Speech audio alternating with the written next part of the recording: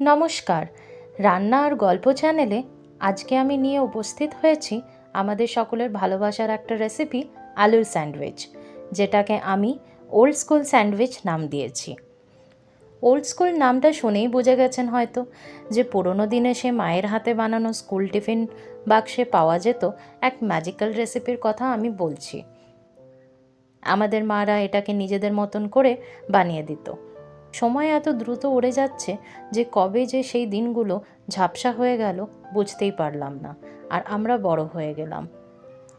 আমরা এখন অনেকে বাড়ি থেকে দূরেই থাকি, আর এরকম কিছু খাবারের আইটেম আছে যেগুলো চেষ্টা করলেও কোনো রেস্টুরেন্ট বা রান্নার মাসিকে বললেও বানিয়ে দিতে পারবে না। এই স্যান্ডউইচটা দেখতে খুব পারফেক্ট না হলেও এটার টেস্ট আপনারা একদম সেরকমই পাবেন যেরকম 15 থেকে 20 বছর আগে স্কুল টিফিনে পেতেন। আলুর স্যান্ডউইচ বানানোর পদ্ধতিটা ভিডিওতে দেখানো হচ্ছে, সাথে ইংলিশ ক্যাপশনসও ভিডিওতে দেওয়া আছে। অ্যাকচুয়ালি এই রেসিপিটা হঠাৎ করে আমার মাথায় কিভাবে এসে থাকে, আসুন সেই গল্প এবার হয়ে যাক। আমার শ্বশুরবাড়িতে বাইরের খাবার বেশি খাই না, বা বাইরে গিয়ে খেয়ে আসার চলনটা একটু কমই। আর আমার মা বাবার বাড়িতে আমরা বাইরে তো খাই মাঝে মধ্যেই, কিন্তু আমি নোটিস করেছি যে স্যান্ডউইচ টাইপের আইটেম যেখানে বানানো হয় সেখানে তেল মশলা ভালো ব্যবহার হয় না, বা আলু সবজিও বাসি ব্যবহার করে বেশিরভাগ জায়গায়। খেলেই বদহজম হয়ে যায়, আর কোনো খাবার খেতে গিয়ে যদি শরীর অসুস্থ হয়ে পড়ে তাহলে সেই আইটেমটা পরের বার থেকে আর খেতে ইচ্ছে করে না। এই দুটো কেসেই আমি ভেবে দেখলাম যে যদি এই টাইপের রেসিপিগুলো বাড়িতে বানানো যায় তাহলে মাঝে মধ্যে আলাদা কিছু খাওয়ার যে ইচ্ছেটা বিনা কোনো সংকোচে মেটানো যায়। রোজ রোজ তো কারোর আর ভাত ডাল সবজি খেয়ে থাকতে ইচ্ছে করে না, তাই যখনই এরকম কিছু চাট টাইপের চটপটা খেতে ইচ্ছে করে আমরা চেষ্টা করি বাড়িতেই বানিয়ে খাওয়ার। বা আপনারা কোথাও ট্রেনে বাসে ট্র্যাভেল করছেন, সেখানে এই রেসিপিটা বানিয়ে প্যাক করে নিজের সাথে নিয়ে যেতে পারেন। বানানোর সময় শুধু একটা জিনিস মনে রাখবেন, পেঁয়াজ কুচিটা বাদ দিয়ে দেন। কোনো রেসিপিতে পেঁয়াজ থাকলে সেটা খুব তাড়াতাড়ি খারাপ হয়ে যায়, তাই ওটা বাদ দিয়ে দেওয়াটাই বেটার। তারপর অ্যালুমিনিয়াম ফয়েলে র্যাপ করে এটাকে আগামী 3-4 ঘন্টার মধ্যে খেতে পারেন। বাসে ট্রেনের হাবিজাবি খাবার দাবারকে এড়িয়ে এই ওল্ড স্কুল স্যান্ডউইচটাকে বেছে নিন অ্যাজ আ ট্রাভেল পার্টনার, বিশেষ করে যেখানে আপনাদের সাথে বাচ্চারা বা বয়স্ক জনেরা আছেন। এই রেসিপিটার সাথে জুড়ে থাকা কিছু কুইক টিপস আপনাদেরকে দিয়ে দিই। প্রথম, আলুর সবজিটা ঝাল ঝাল করবেন, মানে নর্মাল ঝালের থেকে বেশি ঝালটা দেবেন, কারণ যখন এই সবজিটাকে ব্রেডে দেবেন আর তার সাথে চিজও দেবেন, এর টেস্টটা একদম পারফেক্ট খেতে লাগবে। দ্বিতীয় টিপ হচ্ছে, আমি ইচ্ছে করি কোনো স্যালাড দিইনি এই স্যান্ডউইচে, যেমন শসা, টমেটো বা অন্য কোনো ধরনের সবজি।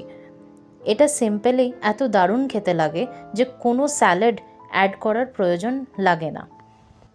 তৃতীয় টিপ, এটাকে ঘিতে সেকে বানালে স্বাদটার কোনো কথা হবে না আর। আপনারা আমার টিপসগুলো ফলো করে এক্স্যাক্টলি এরকমভাবেই এই রেসিপিটা বানিয়ে দেখুন।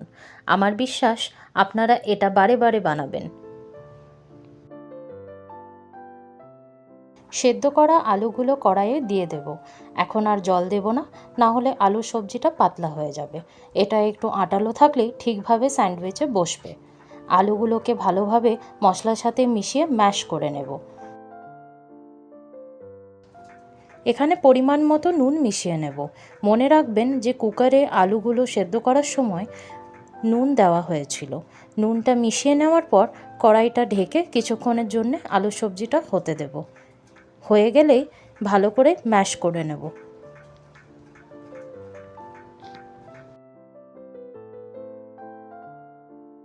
এরপর এটা একদম রেডি স্যান্ডউইচে ইউজ করার জন্য। আমি এখানে 100% হোল হুইট ব্রেড ইউজ করছি। বাজারে 100% আটা ব্রেড মানে আটা পাউরুটি পাবেন না, কিন্তু প্যাকেটের পেছনে চেক করে দেখে নেবেন একবার যে ময়দার পার্সেন্টেজ যেটাতে কম আর আটার পার্সেন্টেজ যেটাতে বেশি লেখা আছে সেইটা ইউজ করাটাই বেটার। মনে রাখবেন সব ব্রাউন ব্রেড কিন্তু আটা ব্রেড নয়, তাতে কালার মেশানো থাকে, তাই ময়দা আর আটার পার্সেন্টেজটা দেখেই পাউরুটি কিনবেন। ইদানিক আমার ভাই পুনে থেকে দিল্লি শিফট করে যায় কাজের সূত্রে, আর তার আগে ও আমার কাছেই 2 বছর ছিল। আমি চাইছিলাম যে ও একটা অচেনা জায়গায় গিয়ে যেন স্বাধীনভাবে থাকতে পারে। আমাদের প্রতিদিনের কাজের জন্যে যেন ওকে অন্য কারোর ওপর নির্ভর হয়ে না থাকতে হয়। তার মধ্যে রান্নাটা একটা খুব ইম্পর্ট্যান্ট জিনিস। আর আজকালকার দিনে ছেলে বা মেয়ে দুজনকেই নিজের পেট ভরার দায়িত্বটা নিজেই নিতে হয়। এটা আমার ব্যক্তিগত ধারণা। তাই কিছু সহজ রান্না আমি আমার ভাইকে শিখিয়ে পাঠালাম। তার মধ্যে এই ওল্ড স্কুল স্যান্ডউইচ একটা রেসিপি। যেদিন রুটি বানানোর টাইম হবে না সেদিন ব্রেড দিয়ে এই স্যান্ডউইচটা খেতে পারবে। আর আমার ভাই যেদিন এটাকে প্রথমবার ওখানে বানিয়ে খেয়েছিল সেদিন আমার খুশির ঠিকানা ছিল না। আর ও আমাকে কিছু কথা যেগুলো বলেছিল সেগুলো আমাকে মোটিভেট করে এই রান্না আর গল্প চ্যানেলটা খুলতে। শুনুন, দিদি, তুই কি সুন্দরভাবে আমাকে এই রান্নাগুলো শিখিয়ে দিলি। আমি কোনোদিন ভাবতেই পারিনি যে আমি রান্না করতে পারবো আর টেস্টও এত ভালো আসবে। তুই আমার মতো আরও এরকম ব্যাচেলার ছেলে মেয়েদের যারা রান্না জানে না তাদেরকে কিন্তু শেখাতে পারিস, তাদের অনেক হেল্প হবে। আমার ভাই এখন বাইরের খাবার খাওয়া প্রায় বন্ধ করে দিয়েছে আর নিজেই রান্না করে খায়।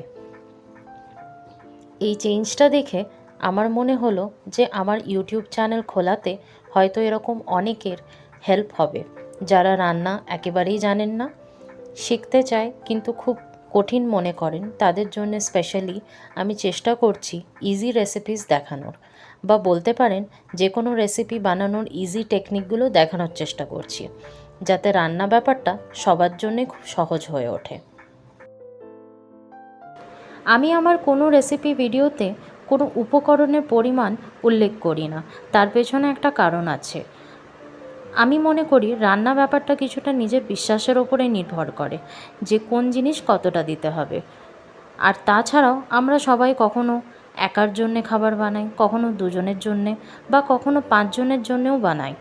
যদি অনুমান ঠিকঠাক লেগে যায় তাহলে কোনো দিনই অসুবিধা হবে না। আমি নিজেও এভাবেই শিখেছি, আর বিশ্বাস করুন প্রত্যেকবার টেস্ট একদম পারফেক্ট এসেছে। তাই আপনারা বলতে পারেন আমার রেসিপি শেখানোর পদ্ধতিটা অন্যদের তুলনায় আলাদা রকম। আমাকে আজও কেউ যদি চামচ হিসেবে বলতে বলে যে নুন মশলা কতটা দেব, আমি স্পষ্টভাবে কিন্তু বলতে পারি না। রান্না করার সময় সব রেসিপির মেজারমেন্ট মনে রাখাটা আমি ব্যক্তিগতভাবে মনে করি যে ব্যাপারটা একটু গোলমেলে। যেরকম কারোর নুন কম লাগে খাবারে, কারোর মিষ্টি বেশি পছন্দ করে, কারোর ঝাল কম লাগে, তো আবার কারোর তেল কম লাগে। তাই রান্না করার সময় মন যতটা মাপে দিতে বলছে সেটা ফলো করাটাই বেটার।